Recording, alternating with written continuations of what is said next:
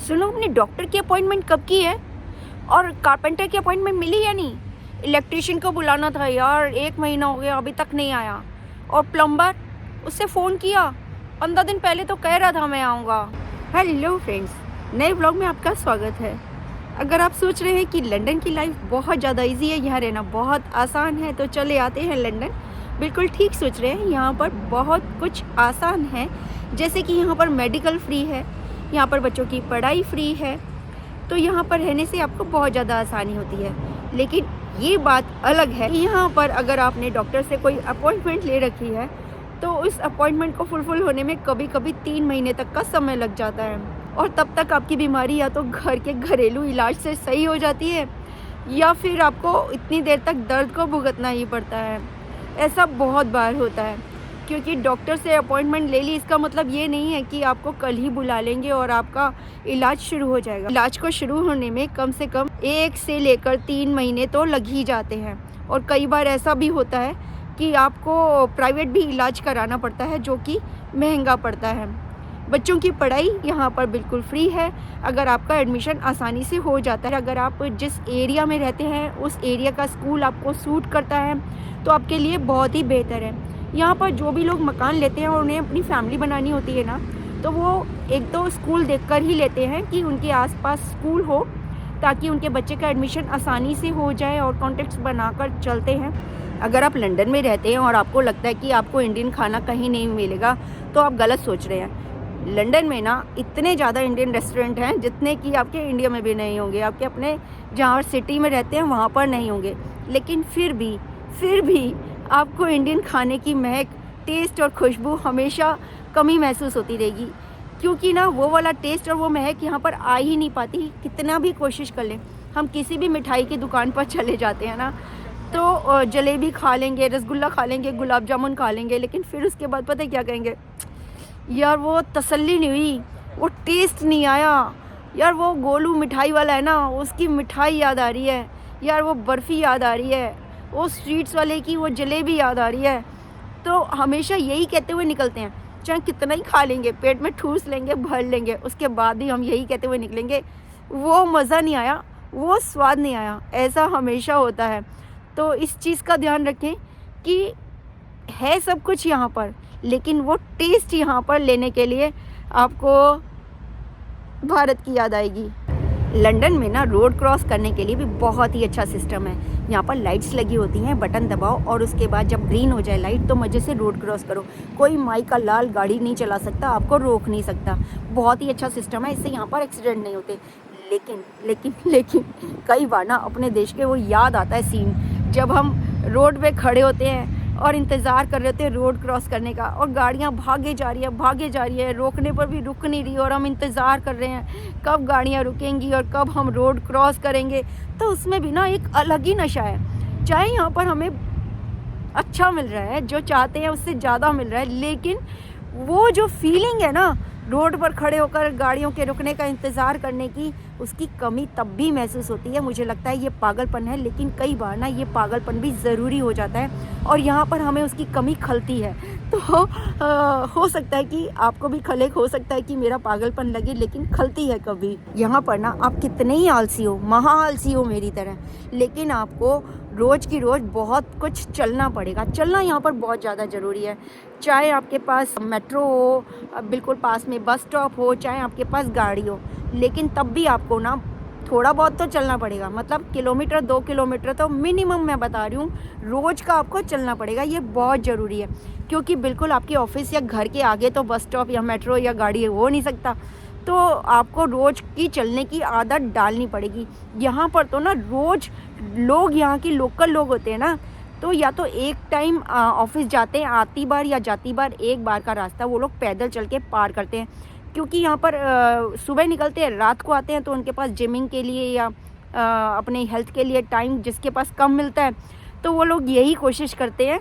मेरे ऑफिस के तो बहुत सारे लोग यही कोशिश करते हैं कि वो एक टाइम का रास्ता पैदल ही भागकर या फिर चलकर ही पार करें, तो ये बहुत बेटर ऑप्शन है। और एक को देखकर दूसरे को करना पड़ता है, नहीं तो ऑड वन आउट हो जाता है कि हम तो खा खा कर मोटे हो रहे हैं और ये लोग तो अपनी हेल्थ के लिए बहुत कॉन्शियस है। तो आप कितने दिन नहीं करेंगे, जैसे ही थोड़ा सा मोटापा बढ़ने लगेगा तो आपको भी यही करना पड़ेगा, क्योंकि जैसा देश वैसा वेश। तो चलने की आदत तो आपको डालनी पड़ेगी, मेहनत करने की आदत तो डालने का सोच कर आइए कि अगर आप लंदन जा रहे हैं ना, तो आपको फिज़िकल तो काम करना ही पड़ेगा, वरना तो यहाँ पर गुजारा ही नहीं है। यहाँ पर आप मोटे हो जाएंगे खा खा के, और उसके बाद जब शुरू करेंगे तो आपको डबल मेहनत करनी पड़ेगी। तो इसलिए अपनी हेल्थ को मेंटेन करने के लिए आपको शुरू से ही कुछ ना कुछ करना ही पड़ेगा। यहाँ पर ना डेंटल का इलाज कराना बहुत ज़्यादा मुश्किल है, इतना मुश्किल है कि अगर आपके एक भी दांत में कैविटी हो गई ना, तो आपका 1 से 1.5 लाख रुपए का बिल आसानी से बैठ जाएगा।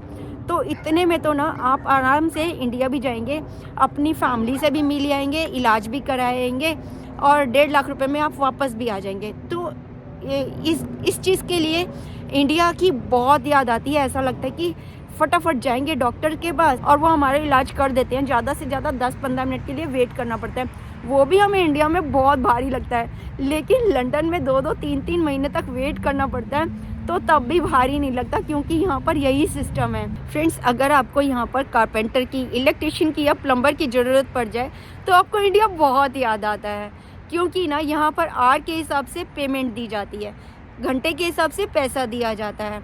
और अगर आपके दरवाजे का हैंडल ख़राब हो गया, खिड़की कहीं अटक रही है, कुछ चीज़ ठीक करानी है टूटी फूटी, और आपका आधे घंटे का ही काम है या 15 मिनट का काम है, तो आपको आर के हिसाब से पेमेंट देनी पड़ेगी। और ज़रूरी नहीं है कि वो बंदा 1 घंटे की पेमेंट लेकर राज़ी हो जाए काम करने के लिए, कम से कम 2 या 3 घंटे की पेमेंट लेगा। तो आपको एक छोटा सा काम कराने के लिए भी 12 से 13 हज़ार रुपये की चपत लग जाती है। तब आपको इंडिया बहुत याद आता है। उसके लिए आपको खुद ही थोड़ा बहुत काम सीखना पड़ता है, ताकि छोटी मोटी ज़रूरत का काम आप खुद ही कर सकें, या फिर आपको उन पर डिपेंड रहना पड़ता है। 15-20 दिन इंतज़ार करने के बाद उनसे जी हजूरी करके काम कराना पड़ता है। अनाप शनाप पैसा भी देना पड़ता है, उनसे चाय कॉफ़ी के लिए भी पूछना पड़ता है, जी आप कैपेचिनो लेंगे, शुगर, विदाउट शुगर, और ऐसे करके आपको अपना काम कराना पड़ता है। उस समय इंडिया बहुत याद आता है, जब आपसे 1000-500 रुपये में काम हो जाता है, सलाम ठोक कर वो बंदा खुशी खुशी घर जाता है। तो यहाँ पर इस काम के लिए इंडिया की कमी बहुत ज़्यादा खलती है। और यहाँ पर ना सभी लोग घर की पेंटिंग भी अपने आप करते हैं, दीवारों पर पेंट अपने आप करते हैं, क्योंकि यहाँ पर पेंटर बहुत ज़्यादा महंगे हैं। यहाँ पर मेरे नेबरहुड में कोई भी बंदा ऐसा नहीं है जो अपने घर का पेंट बाज़ार से पेंटर ला के कराता हो। छोटे छोटे ब्रश ले आते हैं, रोलर ले आते हैं, और धीरे धीरे सैटरडे संडे खुद ही पेंट कर लेते हैं। तो यहाँ पर ना सैटरडे संडे हमारी तरह, भारत की तरह नहीं होते कि चलो शिमला चले जाते हैं, मसूरी ले जाते हैं बच्चों को और घुमा लाते हैं। यहाँ पर हम घर के छोटे छोटे काम करते हैं, कुछ प्लम्बर का, इलेक्ट्रिशियन का या कारपेंटर का छोटा मोटा काम है जो हम खुद ही कर सकते हैं, वो हम खुद करते हैं। या फिर घर में कहीं पेंट ख़राब हो गया तो उसकी टचिंग कर लेते हैं, या फिर बच्चों को पार्क घुमा लाते हैं, फैमिली टाइम देते हैं, क्योंकि वैसे तो यहाँ पर टाइम नहीं मिलता बच्चों को टाइम देने के लिए। तो उस दिन पार्क घुमा लाए बच्चों को, या आसपास कोई फेयर लगा उसमें ले गए। तो हमारा सैटरडे संडे इन कामों में ही गुजर जाता है। हॉलीडे और वेकेशन के लिए हमें या तो अलग से छुट्टियां लेनी पड़ती हैं, या फिर लंबी वेकेशन का इंतज़ार करना पड़ता है। यहाँ पर सैटरडे संडे का मतलब वो वाली वेकेशन नहीं होता, उसके लिए हमें इंडिया की बहुत याद आती है, जो कि छोटे मोटे कामों के लिए हमें खुद काम नहीं करने पड़ते, और हमारी वेकेशंस, हमारी 2 दिन की वो छुट्टियाँ ख़राब नहीं होती। तो उस समय इंडिया की बहुत याद आती है और बहुत मिस करते हैं उस समय इंडिया को। फ्रेंड्स, यहाँ पर ना लड़कियों को कुछ भी पहनने की आज़ादी है, वो कभी भी कुछ भी पहनकर कहीं पर भी जा सकती हैं। ये एक बहुत अच्छी बात भी है। लेकिन कई बार ना इंडिया की कमी बहुत ही खलती है, खासकर जब कोई त्यौहार आता है तो ऐसा लगता है कि एक घाघरा पहन लेते, एक अच्छी सी स्कर्ट पहन लेते, सुंदर सी चुन्नी पहन लेते, सभी हमारी तरह बने ठने होते, चूड़ियाँ पहनते, और हम हंसते, खिलखिलाते, खेलते और एक दूसरे को अपना दिखाते फैशन। यहाँ पर ऐसा कुछ नहीं है। यहाँ पर तो अगर किसी पार्टी में भी जाना हो तो जीन्स टी शर्ट ज़्यादा से ज़्यादा पहन कर चल दिए, मतलब, या फिर कोई लंबी सी फ्रॉक पहन ली या कोई गाउन डाल लिया, इससे ज़्यादा कुछ नहीं होता। और मेकअप के नाम पर तो कुछ भी नहीं होता, लिपस्टिक होती है और या फिर आईलाइनर लगा लेते हैं, इससे ज़्यादा कुछ नहीं होता। तो झुमके, बाली, चूड़ियाँ इस सब को पहनने के लिए हम कई बार तरस जाते हैं और उस समय इंडिया की बहुत याद आती है। ऐसा लगता है कि हमारे तो श्रृंगार ही ख़त्म हो गया। तो अगर ऐसे में अगर आप मिस करेंगे इंडिया को तो मेरे जैसी हालत हो सकती है कभी आपकी। फ्रेंड्स, यहाँ पर ना समर्स बहुत अच्छी होती हैं और सभी समर्स का इंतज़ार करते हैं। खासकर जून, जुलाई, अगस्त, ये 3 महीने की यहाँ पर गर्मी बहुत अच्छी होती है। लोग बैठकर धूप सेकते हैं, पार्कों में लोग दिखाई देते हैं और बहुत अच्छा टाइम बीतता है। लेकिन उसके बाद जब सर्दी का मौसम आता है ना, तो यहाँ पर डिप्रेशन की बीमारी हो जाती है लोगों में। सब लोग घरों में घुसे रहते हैं और यहाँ पर हीटर चलाने पड़ते हैं घरों के अंदर। और बाहर निकलो तो आपको अगर हाथों का, पैरों का कोई काम करना हो तो आपके हाथ सूज जाते हैं, सुन्न पड़ जाते हैं, इतनी ठंड पड़ती है यहाँ पर। उस समय इंडिया का मौसम याद आता है। ऐसा लगता है यार 2 महीने की लू सह लेंगे, गर्मी सह लेंगे, कम से कम यहाँ पर 5-6 महीने की इतनी ज़्यादा सर्दी तो नहीं सहनी पड़ेगी कि हमें घरों के अंदर बंद रहना पड़े। चारों तरफ सफ़ेद ही सफ़ेद दिखता है या फिर कोई घर से बाहर दिखता ही नहीं है, बंदा बिल्कुल सन्नाटा रहता है। सब घरों में हीटर चलाकर बैठे रहते हैं या ऑफिसेज में बैठे रहते हैं। सर्दियों के दिनों में लोग डिप्रेशन का शिकार हो जाते हैं। उस समय हमारा इंडिया हमको बहुत याद आता है। इंडिया में मैं मानती हूँ कि सारे ही मौसम एक्सट्रीम के होते हैं, गर्मियाँ सर्दियाँ बहुत ज़्यादा होती हैं, लेकिन तब भी हमारी सड़कें, हमारी गलियाँ और हमारे पार्क गुलजार रहते हैं। कभी भी वहाँ पर सन्नाटा नहीं होता, हमेशा शोर शराबा रहता है। लेकिन यहाँ पर सन्नाटा हो जाता है, बिल्कुल शोर नहीं होता, आवाज़ें ही नहीं आती। पक्षियों की आवाज़ें आती हैं बस सुबह शाम, और तो कोई आवाज़ नहीं आती। सुई भी गिरेगी तो आपको पता लग जाएगा कि सुई कहाँ गिरी है।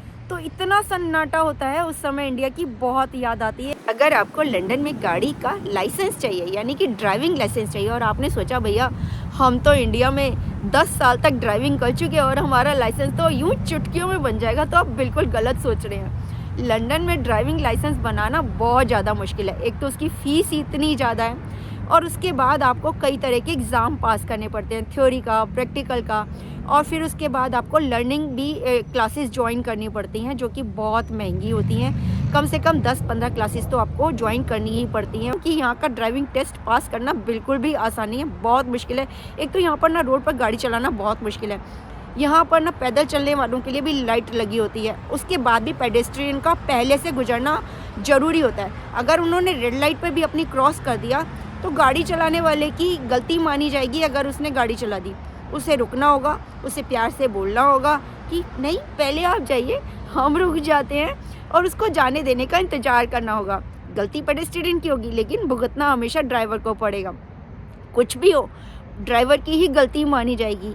और अगर उसके 6 पॉइंट कट गए किसी भी तरह, कुछ उसने लाइट जंप कर दी या उनकी यहाँ की जो लिमिट है उससे ज़्यादा चला दिया, या किसी से गाड़ी भगवान ना करे टकरा गई, कुछ झगड़ा वगड़ा हो गया, या कुछ भी बात हो गई, छोटा सा भी, माइनर सा भी अगर आपसे कुछ गलती हो गई तो आपके पॉइंट्स कट जाते हैं। और अगर आपके 6 पॉइंट हो गए फिर तो आपका लाइसेंस गया 3 साल के लिए, दोबारा बनाने के लिए फिर से वही जद्दोजहद। तो यहाँ पर गाड़ी चलाना भी बहुत मुश्किल है और अपने ड्राइविंग लाइसेंस को संभाल कर रखना भी बहुत ज़्यादा मुश्किल है। तो लंदन में वो अपने देश की बड़ी याद आती है। जब हम गाड़ी चला रहे होते हैं ना और पैदल वाला कोई जा रहा होता है तो हम उसको रोक कर बोलते हैं, अबे अंधा है क्या, चल अच्छा निकल निकल, तू निकल ले, पहले तू जल्दी पहुँचेगा, तू पहले पहुँचेगा, तू मुझसे पहले पहुँचेगा। और हम निकल जाते हैं और वो बेचारा कभी हमें देखता है, कभी हम उसको देखते हैं और हम आपस में हंसते हैं। और ये रोज़ का तमाशा होता है। या फिर थोड़ी बहुत गाड़ी टकरा गई आपस में तो हंसकर बात को ख़त्म कर देते हैं। ज़्यादा से ज़्यादा कुछ दे लेके निपटा लेते हैं, लेकिन मामला पुलिस तक कभी नहीं जाता। और गाड़ी का लाइसेंस तो कभी रद्द नहीं होता। हाँ, जुर्माना थोड़ा बहुत लग जाए वो मैं मानती हूँ, लेकिन रद्द नहीं होता। तो उस समय इंडिया की बहुत याद आती है। फ्रेंड्स, अगर आप मेरे चैनल पर नए हैं, चैनल को अभी तक सब्सक्राइब नहीं किया है ना, तो जल्दी से सब्सक्राइब कर लीजिए प्लीज़, क्योंकि आने वाली वीडियो में मैं लंदन के बहुत सारे राज खोलने वाली हूँ। मिलते हैं एक नए वीडियो में बहुत जल्द।